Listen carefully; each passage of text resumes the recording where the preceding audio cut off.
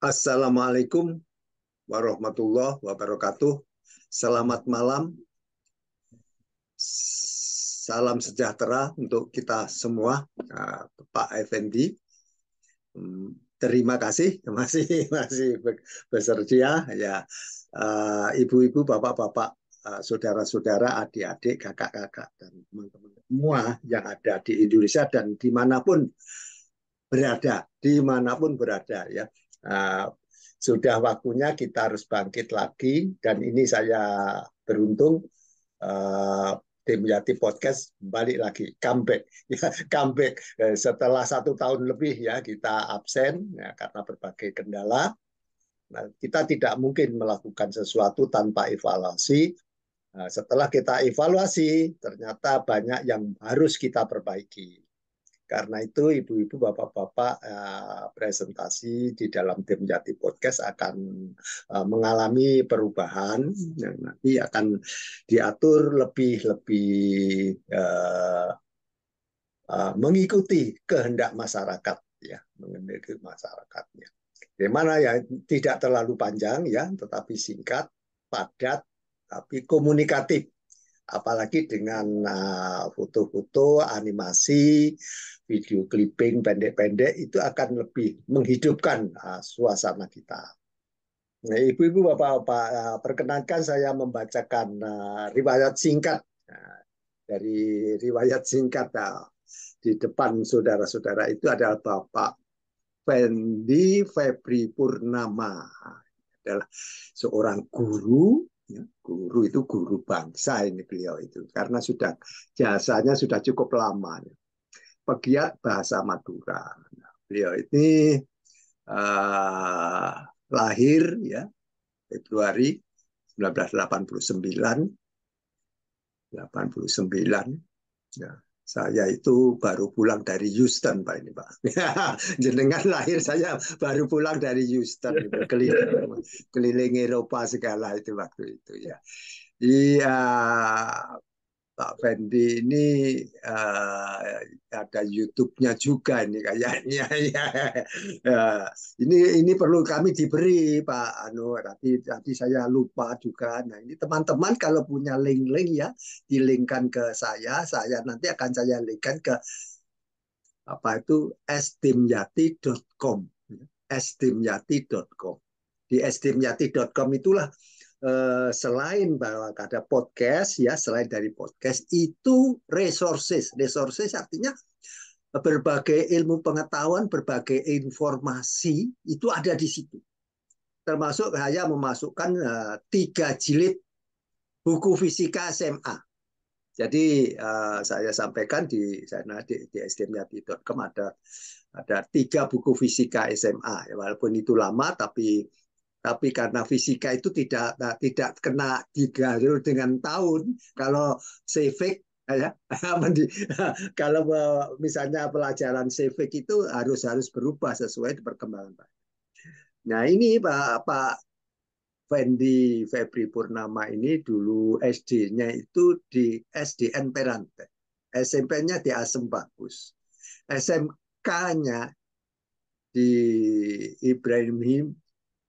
Ibrahimi Situbondo, Universitas Kanjuruhan, dan sertifikat UT juga tahun 2013. Nah, syukur ya, saya ini orang UT, Pak. Saya ini kan orang UT. Jelek-jelek ini juga orang UT loh, Pak.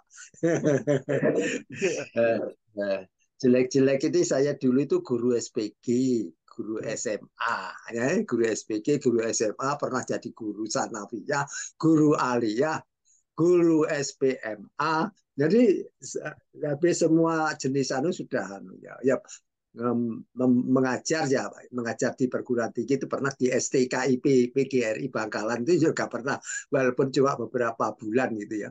Terus kabur ke Jakarta.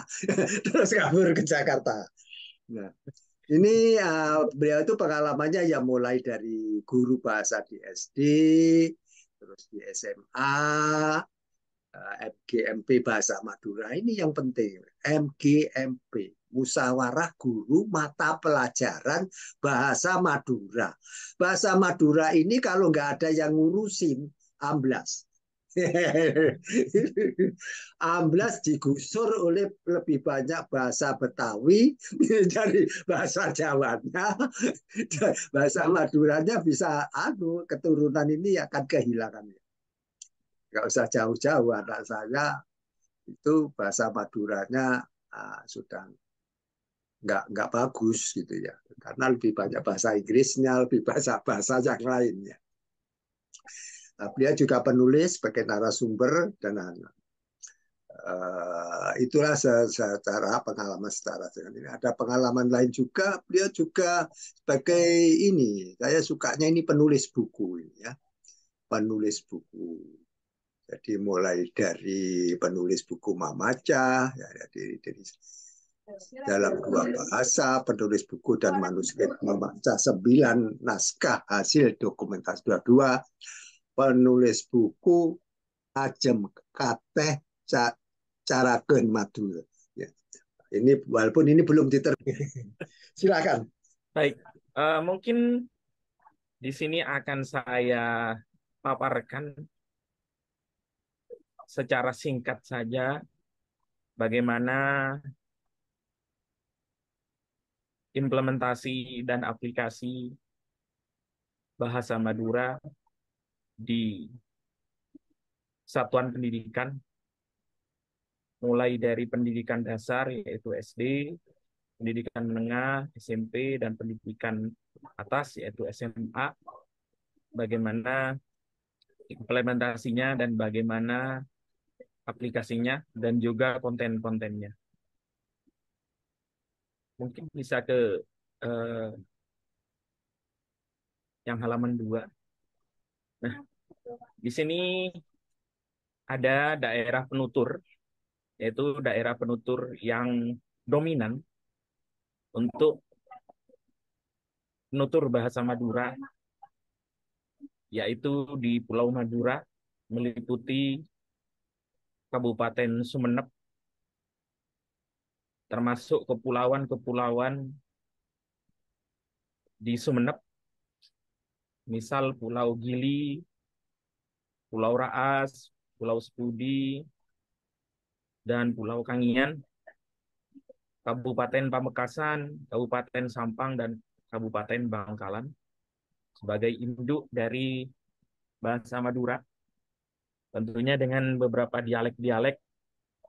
Yang kedua, daerah penutur di Jawa, yaitu di daerah Tapal Kuda, yaitu di Pasuruan Timur, Kabupaten Pasuruan bagian timur,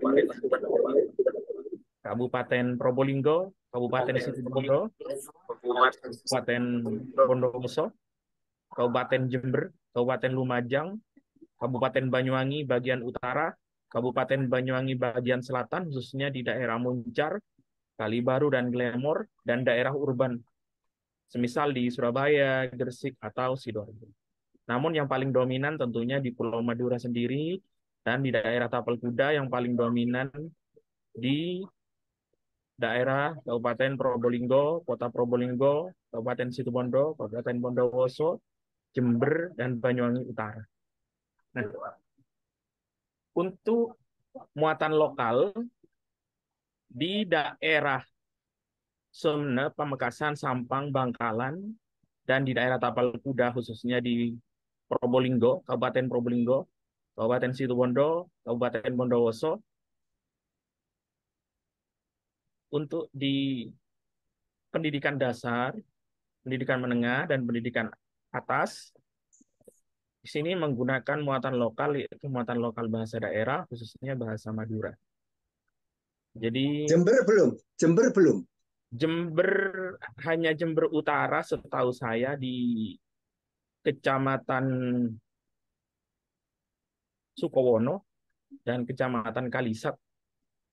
Saya masih belum mengetahui yang daerah-daerah lain.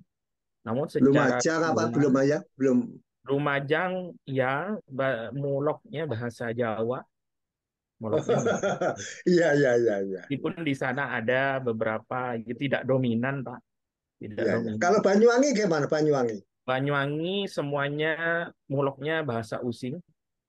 Ya, Bahasa ya. Using. Meskipun di Banyuwangi Utara di Kecamatan Wongsorejo itu dominan berbahasa Madura, dialek Sumenep utamanya sama seperti di Situbondo. Situbondo bagian timur khususnya. Kalau Situbondo bagian barat yaitu Kecamatan Besuki itu dialeknya dialek Pamekasan sama dengan di Bondowoso. Hmm. Ya itu kan lurus saja ya. Kalau perahu itu dari Iya, Sumenep betul. ke sini kan lurus Ya, ke selatan. terus Pamekasan ya, lurus ke sini ya, jatuhnya di situ Bondo. ya. Kalau itu daerah Bangkalan atau Sampang ini begitu lurus kenanya di Pasuruan. Ya. Dan Jadi itu ada dari jurnal yang Bangkalan. menerangkan tentang arah eh, penyebaran dari Madura tersebut.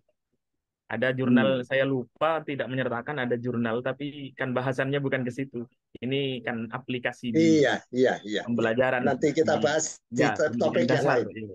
Ada jurnal yang membahas tentang itu dari ya orang luar, Pak. Kalau orang kita mungkin agak jarang sih. Iya. Mungkin bisa di next lagi. Nah, ini dasar hukum untuk pembelajaran muatan lokal bahasa daerah di Jawa Timur khususnya.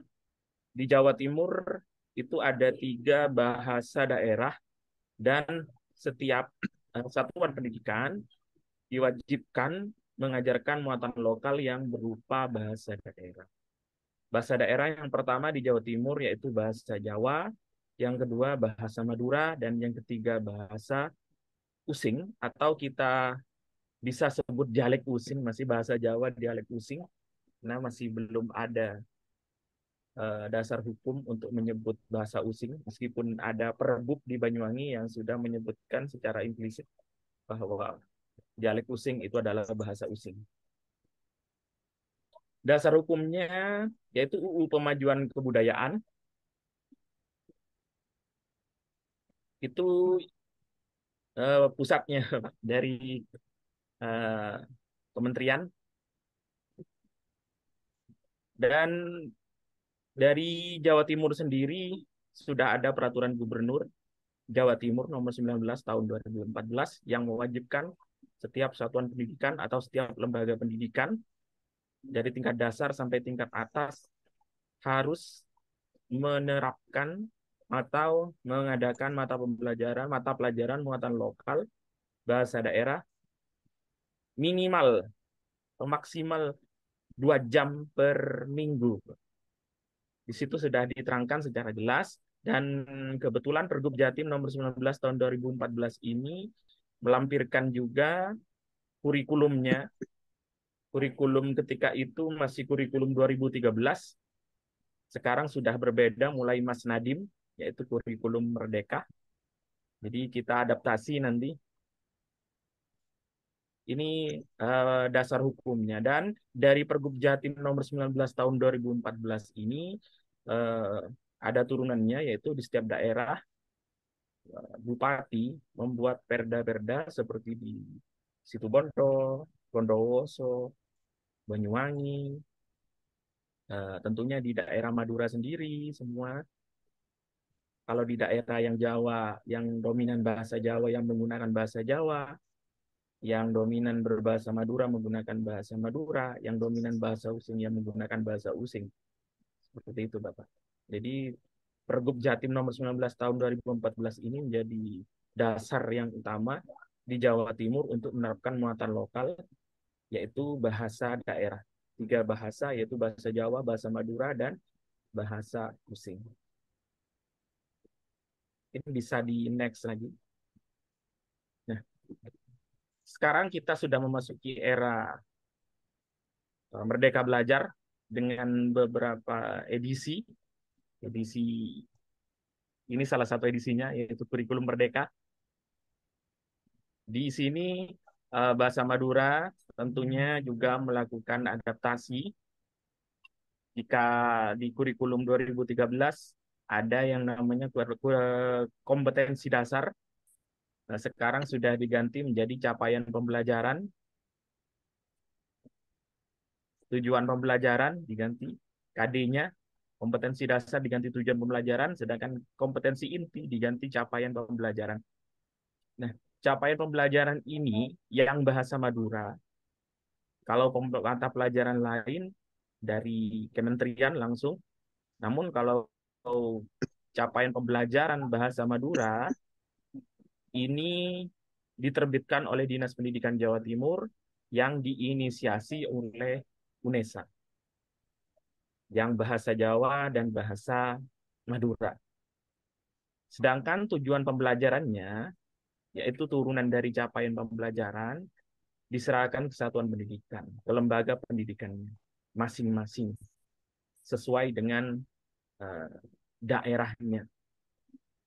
Jadi kalau di SMA saya, sekolah saya itu SMA 1 Kelas Bagus, saya uh, menyusun sendiri tujuan pembelajarannya, namun namun tidak melenceng atau tetap berpedoman kepada capaian pembelajaran yang diterbitkan oleh Dinas Pendidikan Jawa Timur kala itu.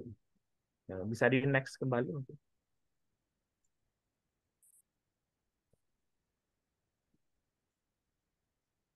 Nah, pada kurikulum Merdeka ini eh, tingkat-tingkat pendidikan peserta didik dibagi menjadi beberapa fase. Itu fase A, B, C, D sampai F.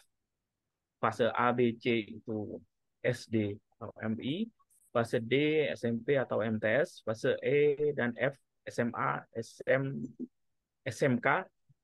Mohon maaf itu tipe SMK biasanya dan MA. Dan kiblat kita juga tidak bisa lepas dari bahasa Indonesia. Jadi ada aspek kebahasaan di situ, dibagi menjadi 4 capaian pembelajaran tadi, yaitu aspek kebahasaan berupa menyimak, membaca dan memirsa, berbicara dan mempresentasikan, serta menulis. Jadi materi-materi atau konten-konten yang diajarkan pada kurikulum Merdeka, khususnya bahasa Madura, juga mengikuti aspek-aspek kebahasaan yang 4 tersebut. Tanya sedikit, Pak. Oke. Apa di Indonesia itu sekarang masih menggunakan istilah SMA atau Ya, SMU? SMA. SMA. Oh, Ya, balik lagi berarti ya. kembali lagi ke Iya, ya, yang saya lampau. setuju SMA. Saya Ya, setuju SMA, sekolah menengah atas. Itu atas. dalam segi bahasa itu sudah jelas sekolah menengah atas. Kalau sekolah menengah umum, umum Betul. ini ini SMP atau SMA kita nggak tahu. Nggak tahu. Kalau SMA itu sudah jelas itu beda dengan SMP kan. Kalau Betul. di Amerika kita kenal dengan junior, junior Ya, high, baik. terus senior high. Senior. Junior high itu yang untuk SMP, yang senior high itu untuk yang SMA. Ya, yang bagus. Ini berita bagi saya baru. Karena itu saya mengharapkan itu balik lagi. Tapi syukur ya. Ini sejak kapan saya juga nggak tahu. Karena dulu itu sering saya dengar itu SMU gitu. Ya sudah, silakan. Next. Lagi. Materi atau konten yang diberikan pada semua tingkat pendidikan, baik tingkat pendidikan dasar, tingkat pendidikan menengah, dan tingkat pendidikan atas, kami bilang itu bukan hanya kebahasaan, memang bunyinya mata pelajarannya bahasa Madura, namun di implementasinya itu tidak hanya kebahasaan, ternyata kita mengajarkan harus komplit, harus multi talent di situ. Jadi dirangkap semua, ada kebahasaan, kebudayaan juga, dan kesenian. Jadi seperti saya hanya menguasai di kebahasaan dan kebudayaan, mungkin kesenian saya tidak terlalu tahu dan perlu belajar kembali dan perlu belajar lagi, kembali dan lagi, karena memang eh, jiwa seni saya kurang terasah, beda dengan kebahasaan dan kebudayaan mungkin seperti itu. Jadi ketika sudah aspek kesenian, kami hanya bisa menerangkan teori saja, prakteknya sedikit. Prakteknya mungkin kami hanya bisa mempraktekkan pantun, paparekan, atau kalau dalam bahasa Jawa itu parian, macopat, tembung macopat mungkin itu yang kami bisa eh, praktekkan, drama mungkin itu, ludruk mungkin itu. Namun kalau sudah kesenian yang satu ini, topeng teleng, kami tidak bisa, karena terbatas dengan perangkatnya juga, dan memang harus punya ilmu yang beda di topeng teleng. Atau kalau Jawa bilang wayang topeng. Mungkin bisa next kembali.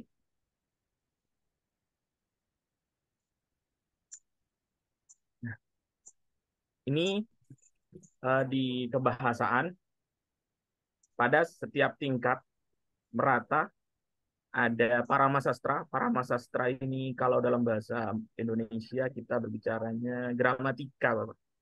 Ini gramatika, paramasastra, paramasastra bahasa Madura, ini gramatika yang membahas tentang eh, fonem, membahas tentang segala sesuatunya, tentang kebahasaan di situ gramatika, awalan, akhiran, sisipan, kalimat, frasa, semuanya dibahas di Paramasastra, namun tidak secara implisit materi ini, namun diaplikasikan kepada tema-tema tertentu. Jadi disebar, gitu. Tidak tidak langsung satu bab Paramasastra, tidak. Jadi setiap tingkat pendidikan baik dasar atau kita sebutnya di kurikulum merdeka itu sebagai fase, di setiap fase itu diaplikasikan ke dalam bab-bab tertentu, ke materi-materi tertentu, tema-tema tertentu, arama sastra ini. Yang kedua ada onde gehesa. Onde gehesa ini kalau bahasa Jawa unggah-ungguh bahasa, speak level, kalau bahasa Inggris ya, speak level. Jadi ini yang sangat penting, dan di setiap fase, fase A sampai fase F sangat penting untuk ditekankan, karena ini mengatur eh, mengatur akhlak, mengatur sopan santun, mengatur attitude peserta didik nanti, penilaian afektif atau pengetahuan afektif kita tekankan di sini untuk kebesaran, bagaimana anak-anak bisa menjaga kesopanannya dengan ondega bahasa. Materi ondega bahasa ini secara khusus memang ada babnya, baik di tingkat dasar, pendidikan tingkat dasar, tingkat menengah, dan tingkat atas. Jadi tidak teraplikasi ke dalam tema-tema tertentu, langsung dibahas menjadi satu bab ondega bahasa ini. Dan selanjutnya gencaran. Gencaran ini bacaan.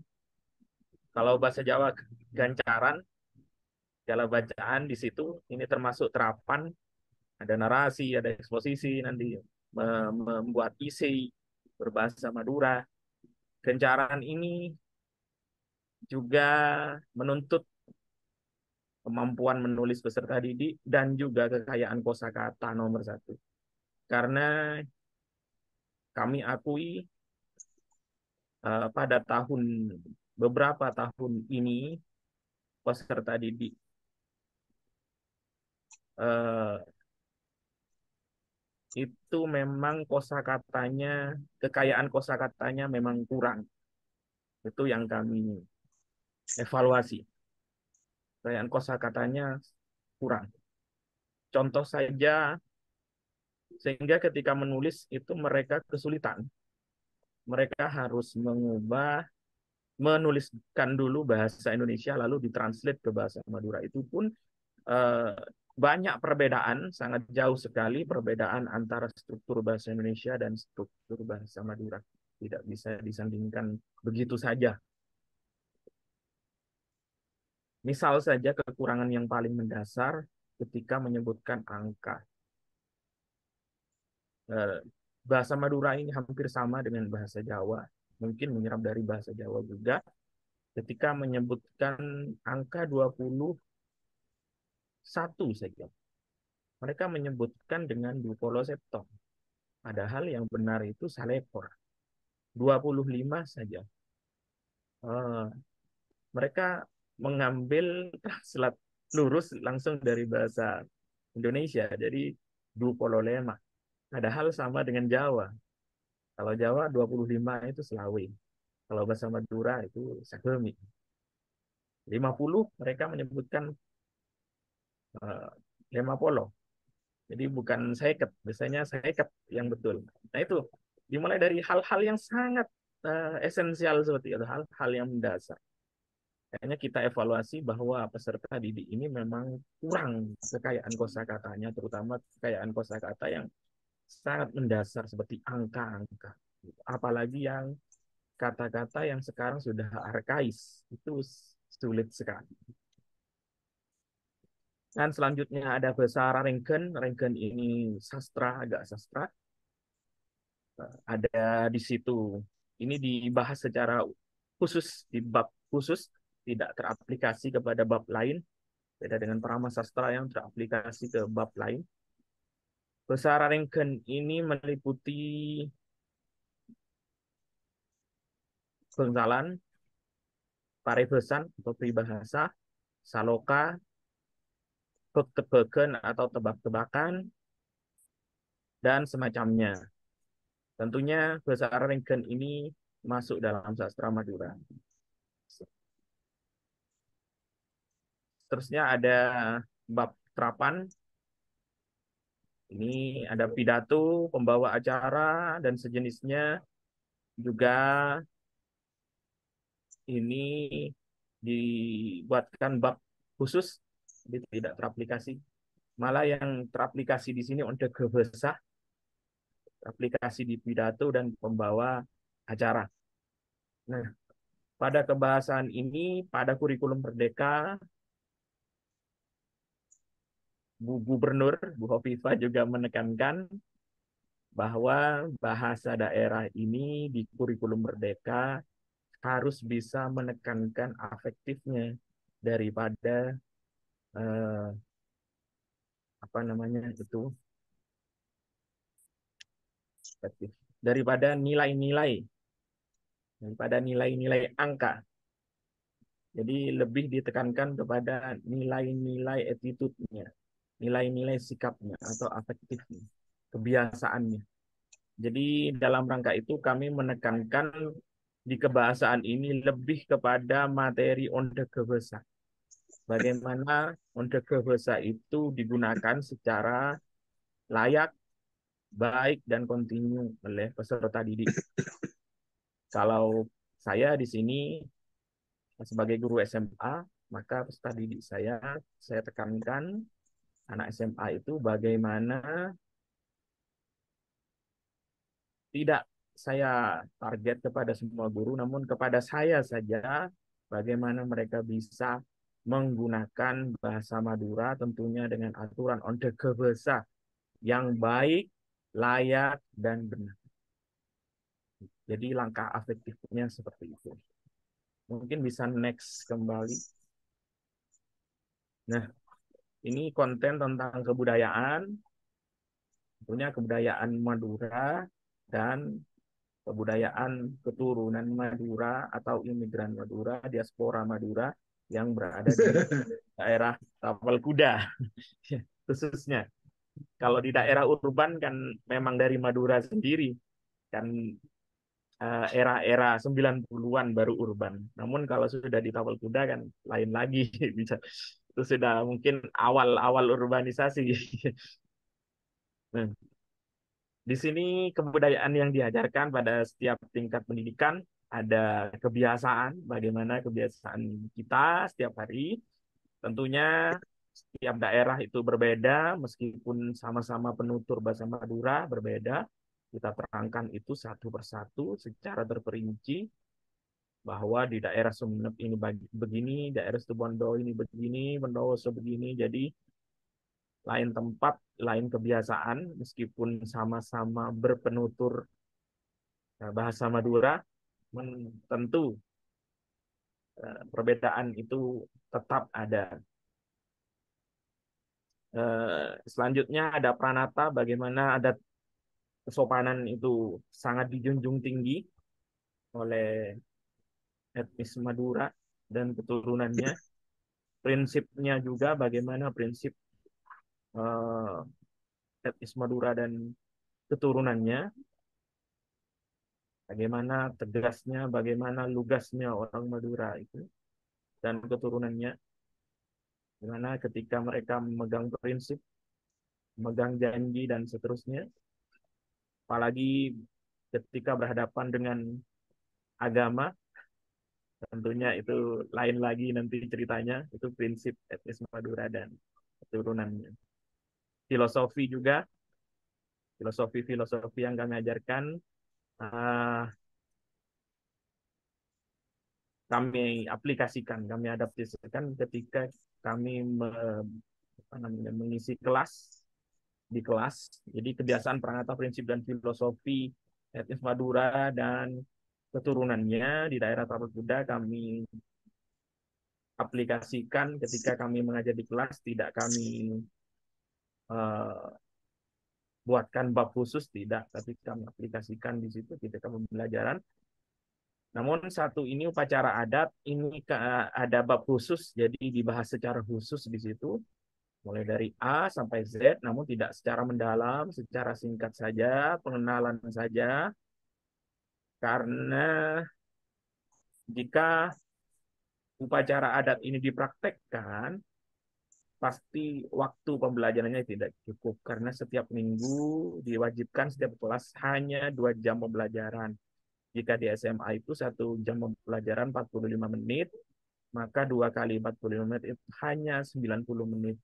Jadi jika ada praktek upacara adat itu pasti tidak nututi waktunya. Untung saja ada yang namanya di kurikulum Merdeka, ada yang namanya P5, di proyek penguatan profil pelajar Pancasila. Di situ di kelas 11 ada tema kearifan lokal. Untung saja di situ. Jadi prakteknya di situ di kelas 11 nanti upacara adat, macam-macam upacara adat, mulai dari mulang are, pelet kandung, rokat tase atau petik laut, rokat pandebe, rokat sisa, dan semacamnya. Mungkin bisa next. Ini yang terakhir, ada konten kesenian. Kesenian di sini ada drama tradisional, tentunya ada drama modern, namun di sini yang saya tuliskan itu drama tradisional. Ada ludruk, ada ketoprak, ini juga diajarkan di bab khusus. Palkiran juga diajarkan di bab khusus. Palkiran ini anekdot, bercanda istilahnya, bercanda dengan bahasa Madura. Ada bab khusus nanti. Pantun paparekan juga diberikan bab khusus bersamaan dengan puisi Madura.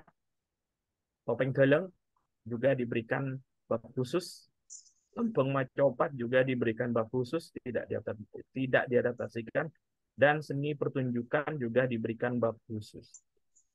Namun kembali lagi, seni pertunjukan ini juga memakan waktu yang banyak, tidak cukup 3 sampai 4 kali pertemuan karena sempitnya waktu yang diberikan, singkatnya waktu diberikan yaitu hanya 2 JP atau 90 menit setiap kelas per minggu, wajib gitu. Mungkin bisa next lagi.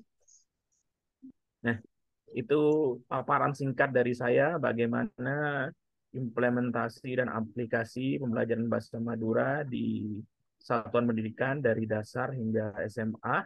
Mungkin jika pendidikan dasar harus lebih telaten lagi, beda dengan pendidikan menengah dan pendidikan atas yang sudah mengerti dan tahu istilahnya di umur-umur seperti itu, di fase-fase seperti itu.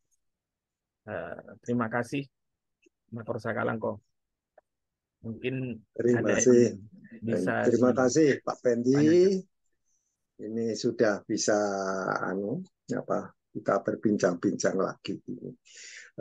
Tadi itu kan ada disebutkan juga eh, dua bahasa utama yang dalam bahasa bahasa Jawa dan bahasa Madura gitu ya.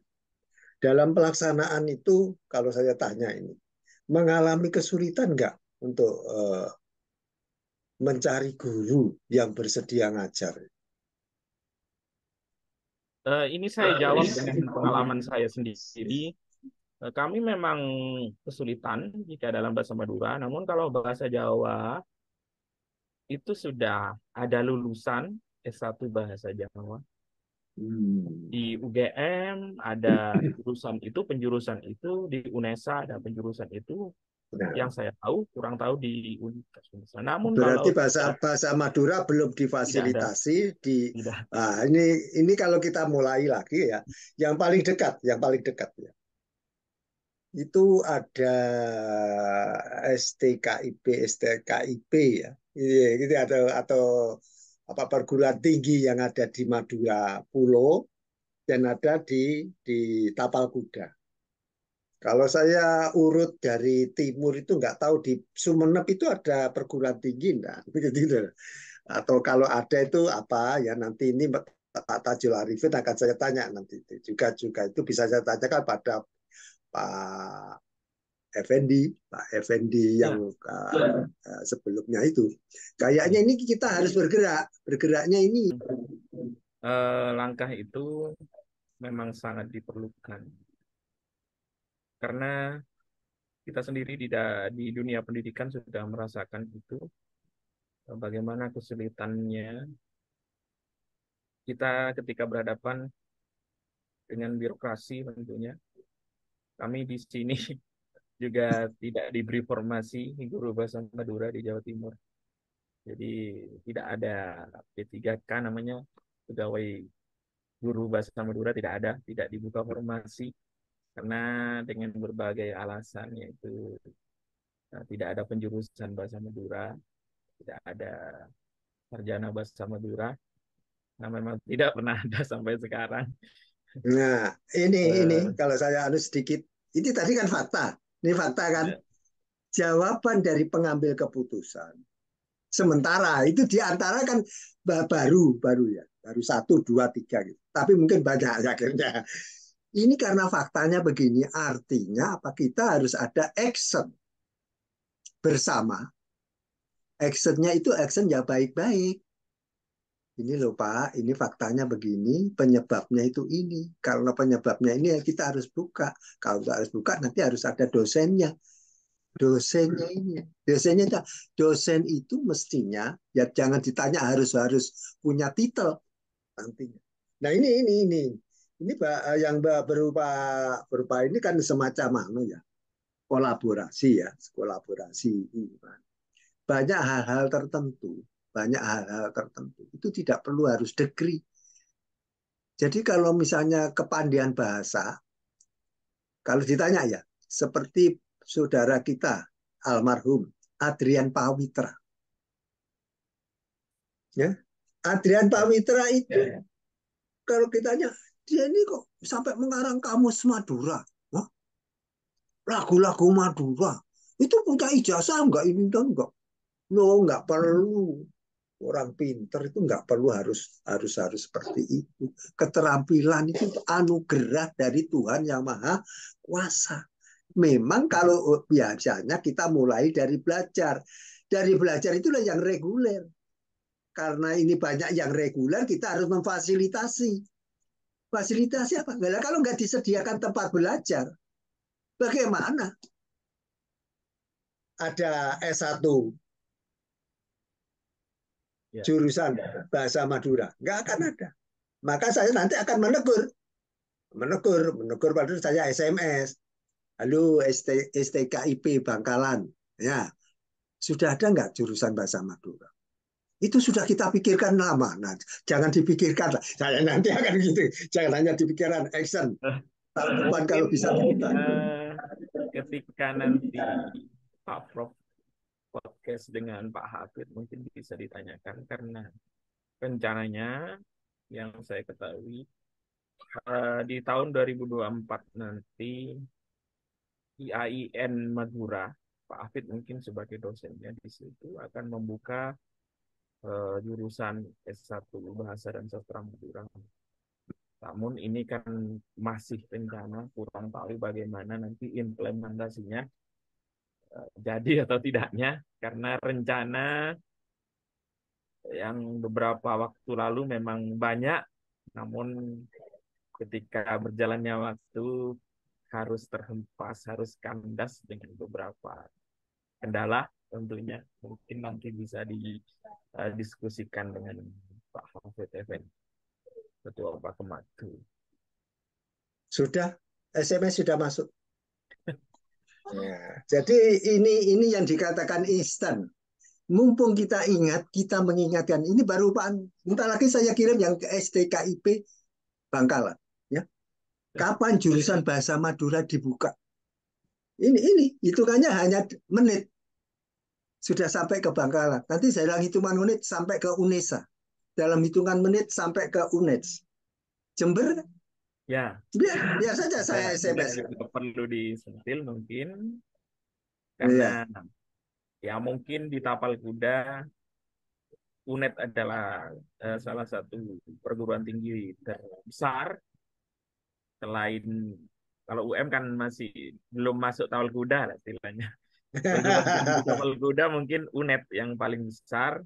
dan mahasiswanya tentunya banyak penutur bahasa Madura juga di sana dan memang area penutur bahasa Madura. Iya. Sudah dapat jawaban bahwa menunggu kapan jurusan bahasa Madura dibuka. Nah, ini pertanyaan saya. Jawabannya menunggu kampus jadi universitas.